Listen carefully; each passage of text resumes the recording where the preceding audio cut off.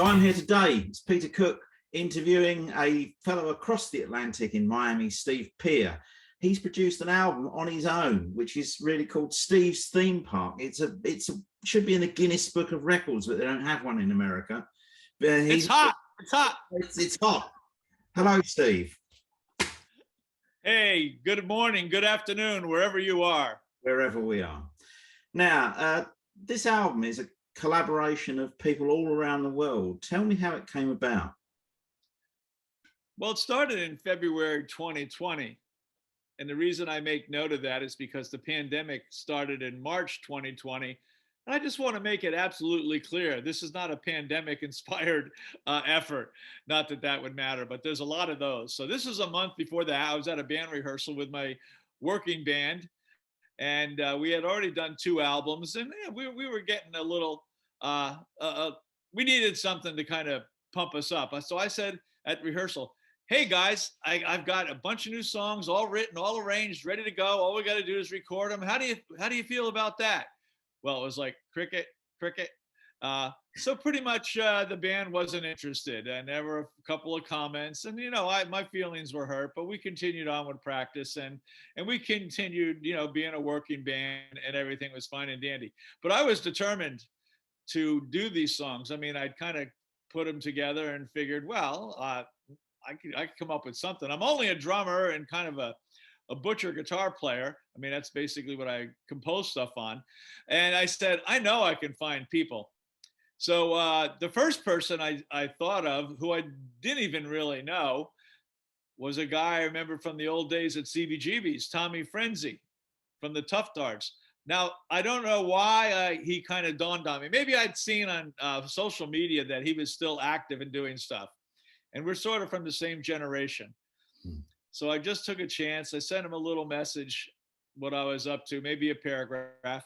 Boom, 45 minutes later, he gave me a call and was like, well, what are you up to, man? I don't really remember you. I remember your band, kind of. I said, Tommy, we did like tons of shows together at CBGB's, Talking Heads, this, that, and the other thing. Nah, I definitely don't remember you. The band sounds a little familiar. Anyway, I got over that too. I'd been, you get pretty tough, right, Peter? At our stage of the game. Anyway, he was willing to cooperate, and bingo bango, off we went. Then there was this guy in the UK who is a Bill Nelson Red Noise fan, and somehow we started communicating on social media. Peter Cook, maybe you know him. Anyway, no. People started to kind of come out of the woodwork a little bit. Then the pandemic did hit, and then I started to realize that people were getting a little squirrely and were willing to do stuff. So I went in and recorded all the drum tracks. I had these songs really arranged in my head. I went and recorded the drum tracks at my buddy's studio, Jeff Crossman's Engine Room right here in town.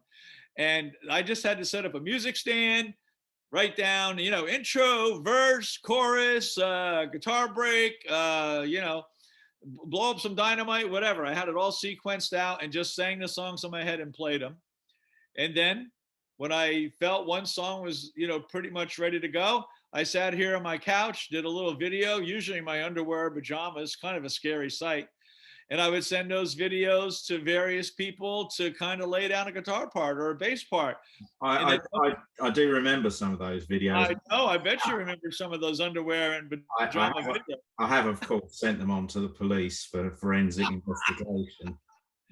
Well, it was the best I could do. So the drum tracks are always great, but the guitar tracks with my vocals were pretty scary and should have been sent to the police. You're right. So that's how sort of the process on every song would pretty much go. And you were kind enough to join on, I think 2, 3, maybe 4 of the tracks. No, you mentioned pandemic, but I mean, the other thing about assembling an album with maybe 30 to 40 people, it's rather than a pandemic, it's pandemonium, isn't it? And Jeff Crossman must have lost a lot of hair during the mixing process. Yeah. Especially because it's not like we decided, oh, let's just do 2 or 3 songs and just do something that's sort of cute. It was like, no, I have an album's worth of material here. We're going to do it all. So you're right. From Jeff's point of view, I mean, it was pretty hairy, scary sort of prospect to do it. But obviously, we got it done. There'd be times where, he was really at his wit's end, and, we would always say, why are we doing this? What are we doing this for? And then we also finally agreed to stop asking that question. Well, Don't I do remember. I do remember actually when you first contacted me. I thought I was just making a track with you just for fun. I had no idea there were these other 30 or 40 people in. And then he said, "Oh, could you do another one?" And I sort of thought, "Oh, okay." But the penny hadn't dropped that you were somehow making an album, and certainly not that you were involving all these people all over the world until much, much later, actually. Yeah, and that's a good point. As someone like yourself who is involved, and thank you very much for your contributions, which are, fabulous. Most of you weren't really aware of each other. Uh, I never really thought to say, "Hey, Peter, this is Joe. Hey, Joe, this is Gemma." Yeah, and I never thought of doing those sort of intros. I just, I had enough craziness just gathering stems and stuff from you folks and keeping that all together, let alone, sort of having a cyber party with 40 of us. So yeah, that was an unintentional secret. Yeah, no, that was very interesting. As I say, it sort of emerged from me. I thought I was just filling in a couple of guitar parts for you. It was the beginning of this. But anyway, let's move on to the album. So you've got a wide range of tracks. I think it is 30 or 40 people on the album. It's quite there's 38, including you and me. Yeah. Well, I mean, pick out a few stories for some of the songs that are on the album. And yeah, sure. No, let's do that. See if we can get people sort of intrigued as to what we were up to. Well, the opening track, which actually was the first song that I composed for this collection of tunes, is called Dandy Man. It's pretty much inspired by my appreciation for the Kinks and that sort of thing. Hence the title Dandy Man. And so it was just a little ditty and just kind of melodic and kind of cute, and it was really borrowed from the days of the early Kinks. And then I started to kind of think, okay, I need a good intro. What's a good intro? Well, I think the intro to Pretty Vacant by the Sex Pistols is pretty good, and I think I could tag that on. And I think that guy I met over in the UK there on social media, Peter Cook, I think he could nail that pretty nicely. And I don't think he'd have any problem borrowing that lick. And you did a great job borrowing that lick. And that's how the album opens. It opens with that Pretty Vacant riff, and then it goes right into that kink kind of a thing, and just tells a story I think that we can all sort of relate to at this stage of our careers, where we've all kind of settled into life, and we still love rock and roll and all that sort of stuff. And if you ask around, we all have pretty interesting stories. As it says in the song Dandy Man, he may have been someone in the day, and somebody shouts out during the song, "Hey, did he play with David Bowie?" And it's all this kind of mystique and all these funny stories that everybody on this record who's like over 40, we have a lot of young people on the album, which is great, who are, between the ages of, 15 and 25. They don't know what's going on. But all of us, kind of veterans have these sort of stories, these encounters that we've had with people who we've played with, much like yourself, and then the connection is just, well, actually, I'll pause for a second here, pause by keeping on talking, that a buddy of mine, James Mastro, who I knew from my early days in Jersey, who plays with Ian Hunter at the moment, and he was in a band called the Bongos in the '80s. And I sent him the record. He goes, "Well, the album, wow, it's fantastic. It's just loaded with name dropping and cussing, And the name dropping is sort of unintentional. It really is, but because we've all been around so much, we've all met so many people and done so many things with different people. So the name dropping, might seem, a little cheesy, but it's just because, we've all kind of run in all different circles. And the cussing is just for fun. The cussing is just my nod to the Foo Fighters. And I used to work for a guy in pharmaceuticals called Professor Trevor Jones, and he's 82 now, or 80, I think. And he's still on the bottom of his email. He says, "If you have it, flaunt it." Yeah, and I did do that in the press release, and I think it's a little bit worth mentioning. Just by chance, I mentioned Tommy. Tommy Frenzy, Tough Darts. But we've got people from some bands, Mod Fun, TV Toy, the bass player from Joe Jackson, who was also the bass player in Red Noise, that who I played with. So yeah. So the name dropping is just for fun, but it's also just very true. Right. Well, we'll have a quick listen to track one, and we'll be back in a moment. Great.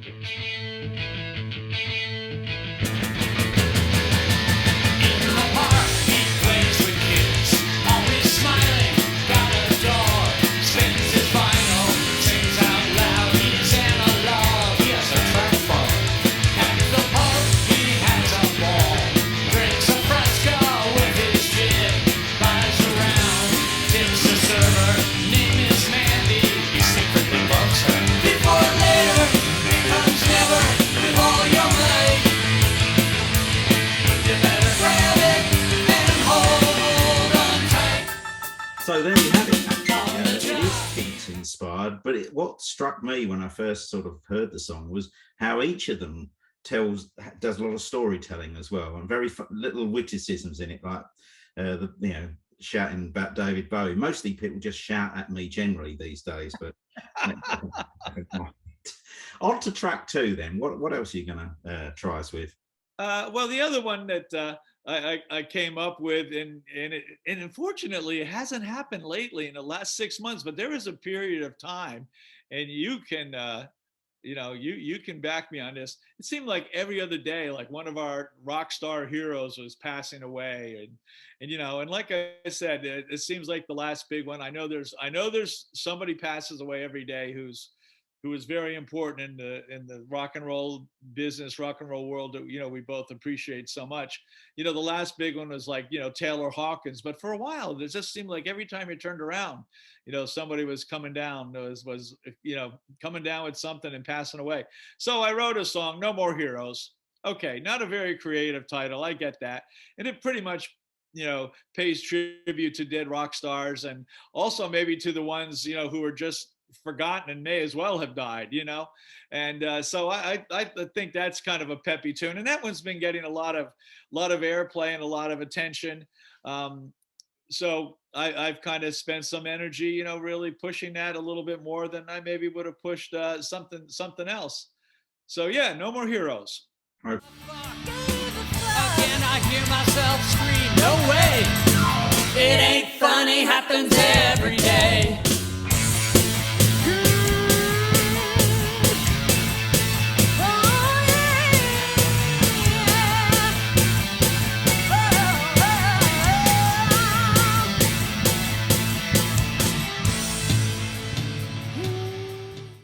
And some of the stuff is on video, isn't it? You ought to mention your video channel as well. Yes, we've put together. These are not Hollywood or BBC level videos by any stretch. I mean, they're just pretty much fun, tongue in cheek. The last one we did was for a song called "Rockin' Senorita," which essentially was, except for me on drums, musically was put together by a band from Paris called Captain Storm, and they did a fantastic job. They were so kind to sing it in English instead of French, and did a great job. And the video is really adorable, really funny, really goofy, and sort of the lightest song on the whole album, without a doubt. And then we did another one for the song Chip, and that's probably like the most avant-garde film that has like an artsy kind of feel to it. Very short little song, and your buddy there helped out with the backing vocals. Absolutely, she fitted into this well. In fact, she recorded this in the studio here. So she's headed off to Manchester now. She's about 300 miles away, but she did a superb job. Yeah, she did, and I would consider her one of the. She really jumped into the lyric and the subject matter. So you said it was artsy, but it fitted her really, really well. Yeah, I really appreciate that. And I would consider her one of the younger, more naive contributors to this record, not being a veteran player who's been around the block 120 times. And yeah, she really added a lot to that tune. So thank you for doing that, certainly. And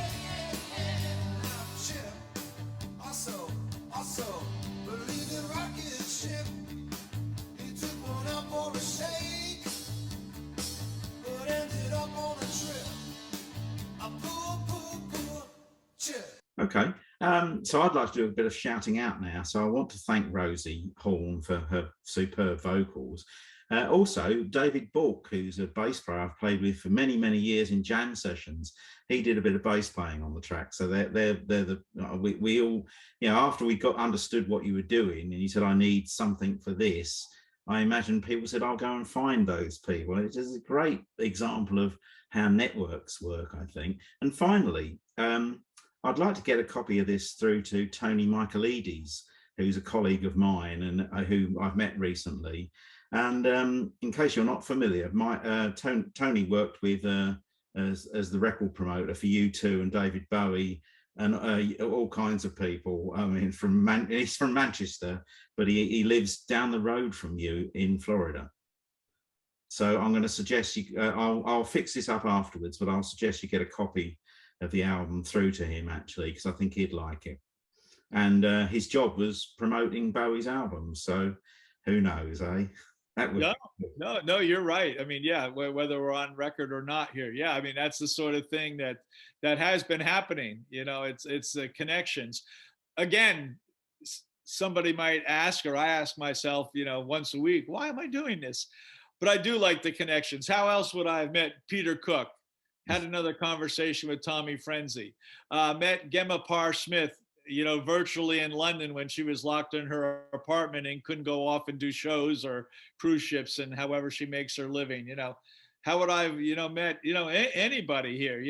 That I think that's so important. And what's really happened in the past month is that, and I think I've always been pretty good at this, and I know you probably have been too, clearly, is new artists, young artists are contacting me and saying, wow, this is great. How'd you pull this off? And I'm like, well, okay, I pulled it off like this, but what are you doing? And just encouraging and helping them because, you and I have had our, moments or seconds, enjoying this rock and roll sort of pandemonium, as you said earlier. But these younger people can barely get started. I mean, it's just, there's 66,000 singles released every day. Yeah. Impossible. I mean, who am I kidding?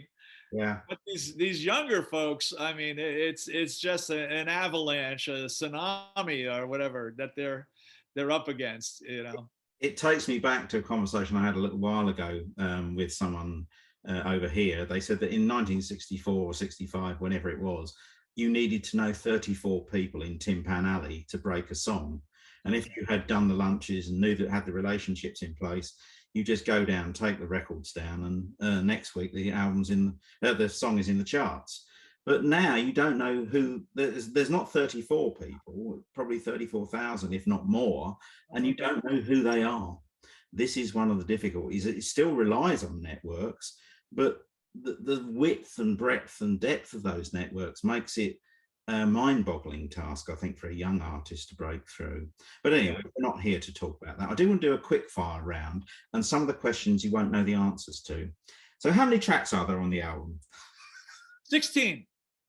No, I mean, how many individual tracks? No. Oh my gosh. So if you go 16 times, let's say 10, so you're talking 160 stems at least. Oh, so it's actually not thousands. It's manageable. Yeah. I mean, there could be more certain songs, because people will double their vocals or they'll harmonize their vocals and that sort of stuff.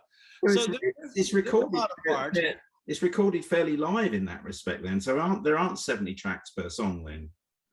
Correct. Right. Yeah. So that gives it a different feel, really.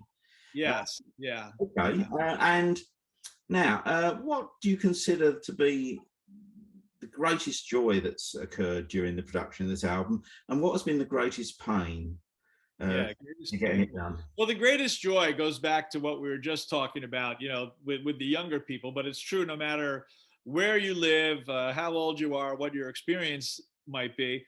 I'm kind of enjoying the idea of like hitching cars on a train. I don't know. I guess trains still operate. Yeah. So people might get that analogy.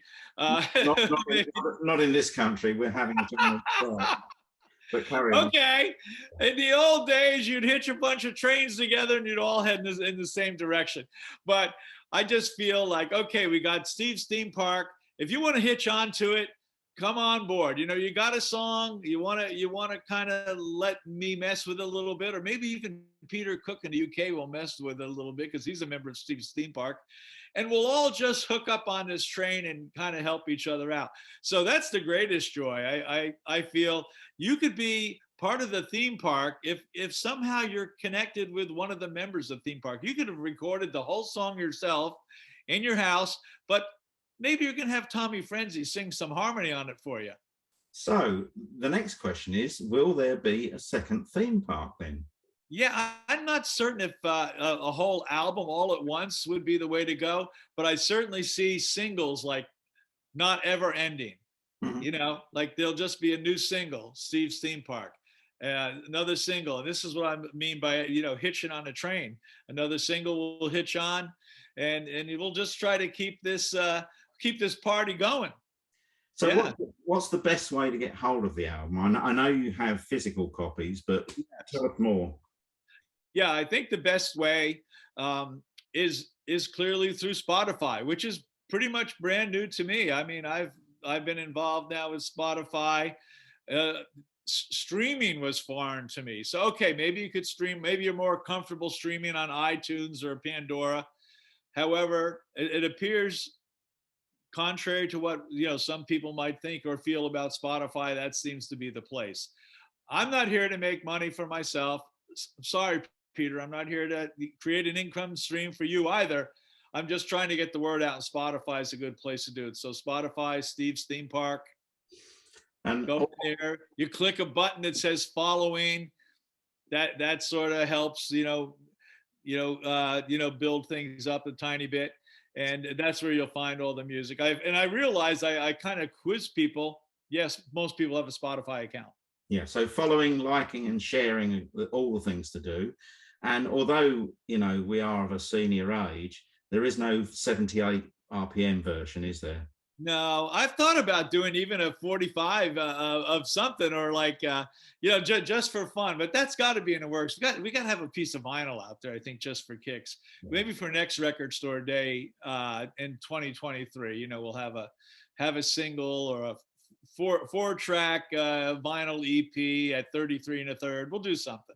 So I'll put all the links in the YouTube video, but just help us out now and tell us where they can find you online, with the internet, in other words. Yeah, okay. I was forgetting the obvious, but I wasn't certain if people still went to websites. But yeah, we have a really nice stevesthemepark.com. Mhm. Very nice website put together by one of the theme park members, Rob Barth. And he did a real sweet job. So that everything you need to know is there. I think there's even a picture of Peter Cook in there somewhere too. Okay. And so, yeah, that's the good place to start. Mhm. And that will also send you off to social media, Instagram and all that, and Facebook and all that fun stuff. And if you really want a hard copy, and it's sizzling hot, so I have to have, if you want a hard copy through the website, you just send me a note and say, Steve, here's my address. I want a copy. Actually, I want two. I want one for my grandmother too. And I'll send it to you free of charge. Because Peter, if you do remember when we started this way back 2+ years ago, I said, I can't pay you anything, but I'll give you as many CDs as you want, because I'm going to print out 1,000 CDs, 2,000 CDs if I have to. So they're free to anybody who wants one. And there's no strings attached, no postage. I don't need your next born child, nothing. It's absolutely just give me your address and you'll get it. Okay, perfect. Steve, it's been a pleasure. Thank you so much. And I look forward to a second theme park, even though you haven't said you'll do it. But I think there could be, this is a network-based organisation like Live Aid, but except no one's ever met each other. So who knows where the connections go. Steve, thank you so much. Yeah. Good night, Peter.